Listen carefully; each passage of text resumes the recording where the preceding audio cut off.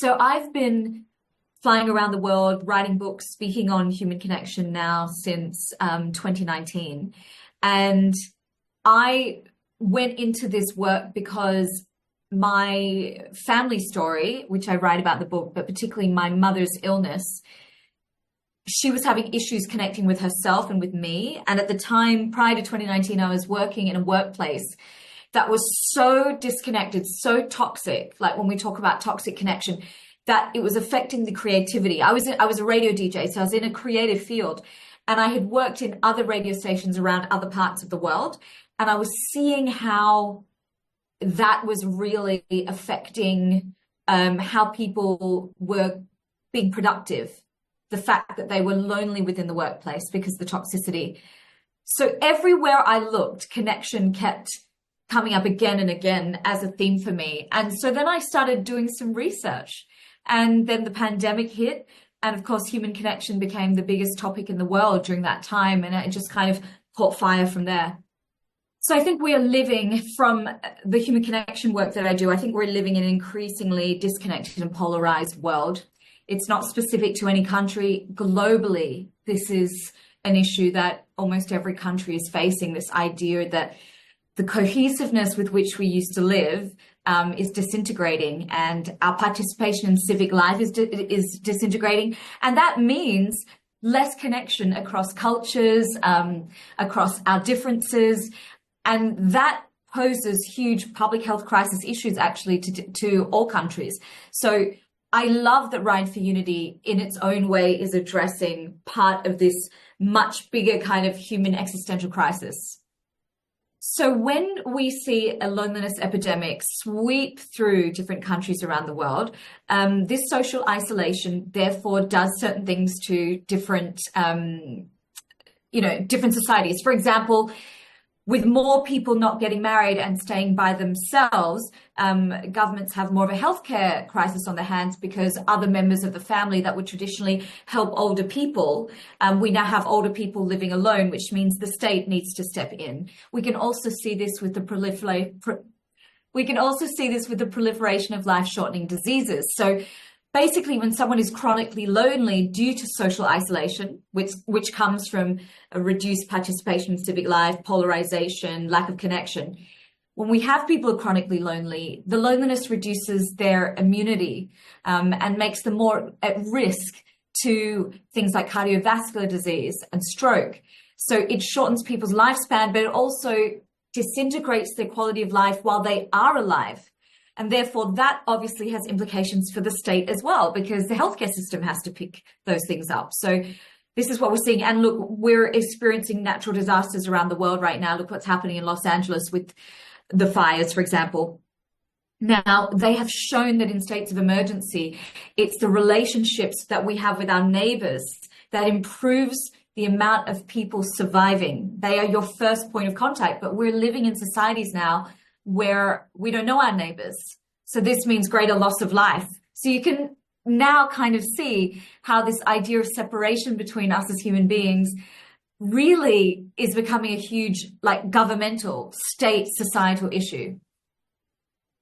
Sure. So firstly, we've had the largest migration of human beings within a single country happened in China for many years now, with people from rural China moving, for example, to Beijing, Shanghai for work. So for us in Asia, this has happened for a very long time. And what we know in terms of the loneliness work is that being surrounded by people and being connected by devices does not mean a reduction in loneliness. So people are just living in a more siloed way, but they're not interconnected. So you can be in a room full of people, but if they aren't meaningful connections, or they're toxic connections, or they're a group of people that don't share your same values, so you don't feel seen, you will feel just as lonely or even more lonely than if you were by yourself. So being surrounded by people in high density areas, it's actually showing that people who live in cities, BBC, an article came out 2 days ago, people who live in cities are actually shown to be more lonely than those people who do not live in high density areas. So there's no correlation between loneliness and urbanized, living in an urbanized area, fighting off loneliness. Where Ride for Unity steps in is really that this idea of connecting across our differences, whether they be spatial, cultural, differences of perception. These are all barriers that need to be broken down in order for us to solve this global social disconnection issue. Well, I think people should care about this issue because it affects our health and our lifespan. So it's only really hitting public knowledge now. I've obviously been working in this area for a really long time, but it's only really hitting public knowledge now that loneliness and social disconnection is not just a mental health issue. It's only hitting people now that it's also an immunity and lifespan biological issue. And I think we all want to live longer. We're living in this state of obsession around fitness, our physical bodies, right? But we are social creatures by our adaptation, by the way that we've been able to even survive. So it's baked into us to want to connect. So you can do all the sport you want. You can do all the fitness you want. You can eat healthy. You can not smoke or drink. But if you do not have strong social connection, you will still live many, many years less than people who do. So it is the missing link. It is the big key. And that's why people should care. Sport being a unifier. So sport being this vehicle that, regardless of your religion or your ethnicity or your geographical location, it brought people together. I'm not a sporty person, but I feel the same way about the arts, like about music and its ability to unite people. So when Daniel was speaking so passionately about sports' ability to unify, I was kind of looking at it through that lens and understanding how for many people that is the way that sport can help us all to be on the same playing field. And then I read a few studies to back that up. There are a lot of studies about the fact that sporting teams can eliminate perceived differences and allow people to connect. And connection's my work. And then there was an additional element around diversity. And obviously the diversity topic during the time I've known Daniel has become a bigger and bigger thing that people are talking about. So I think I saw it from the sport kernel all the way through to like the full set of values that it has today. Live in an era of distrust.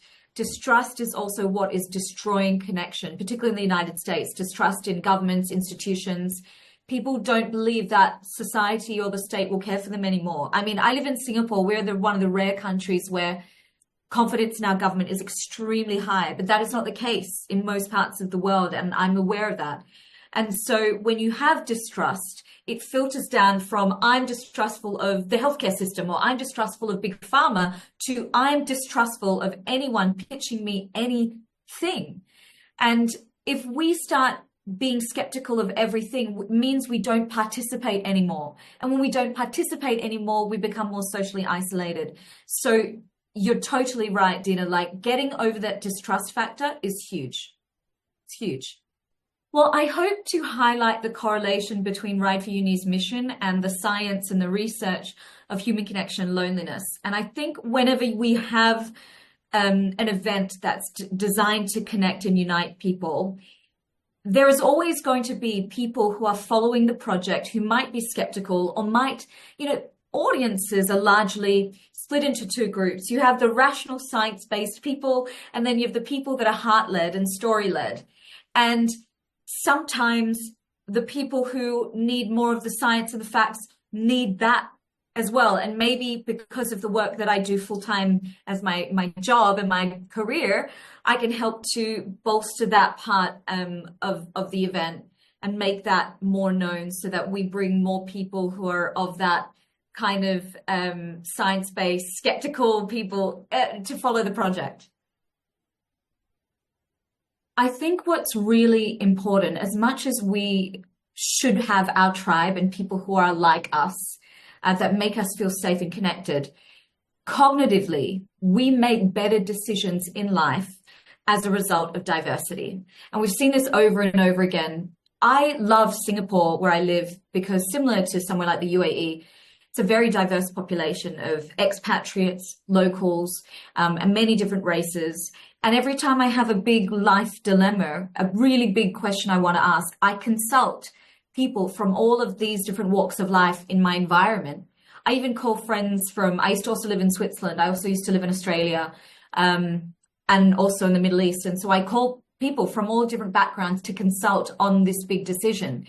And 90% of the time when I do this, there is something that I have missed in my thinking that they are able to bring to the table so that I make the best decision. So if you're reticent about connecting with people different from you, you have to know there are some huge developmental benefits to having people in your circle who don't always agree with you, who don't always look and speak like you, who don't necessarily come from the same class background, or the same religious background. There is a huge benefit to that. And when we live in a world where we can no longer do that, we are looking down the pipeline at obliteration via loneliness. It was really about this extreme polarization that we were seeing, particularly from Gen Z, but really flowing through the whole culture, this idea that because someone is different from you, you couldn't possibly get along, or because they had a certain opinion about a certain topic, we couldn't bridge that gap. And everything about the human connection research shows us that that's kind of bad for us, you know, to be drawing such definitive lines in the sand and to be so black and white about things. And that's why Ride for Unity is really important. It's trying to say the opposite. It's trying to say that there's richness and beauty in diversity. But I guess beyond that, I'm really excited to meet even new people beyond my network who are inspiring, uplifting, trying to change the world, productive, who have a similar set of values. You know, when we feel lonely in a room of people, it is because on some level, those people are not at all on our same wavelength. And I think as I grow, I still have amazing support networks. But if you are someone who grows very, very rapidly, you need to continue to increase your network and circles so that people at your new stage of growth are always there, reflecting your values back to you, making you feel like you have your own tribe. And so my big thing I'm excited about is expanding my tribe. My second book is all about the self-work. So I'm handing that in April of this year. And I wanted to say that doing the self-work, I always give the analogy, it's like when a woman or a man goes for a facial and we get an extraction, and you're going there to have better skin, but after you first get everything pulled out of your face, you have an outbreak and your skin is irritated. And then only after some time does your skin become better than ever. And starting the self-work, whether that be therapy or somatic healing or whatever sort of introspective work you do, at the beginning, it's very tough and it's very painful and it's kind of ugly. And that's when most people just give up. So they never get to the place of beauty. They give up too early. So that's my big message. If it seems painful at the beginning, you're probably doing the right thing.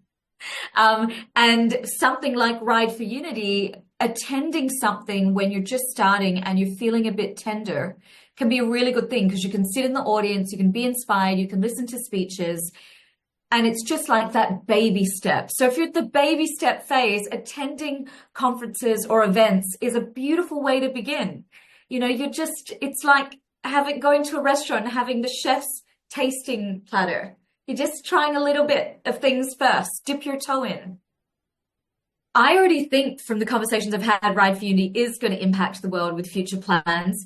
I would love to see it in different parts of the world. I would love to see it take on a virality and amplification. I would love for this message of our activity, you know, Ride for Unity is cycling in nature, and we know that nature also is really, really powerful in diminishing loneliness. When we're part of an environment, it gives us a sense of belonging. So not just the cognitive thoughts behind Ride for Unity and why it's been created, but also the physical activity involved in Ride for Unity is really powerful as well. So I think with both of those two things together, it could do some really great work on this planet.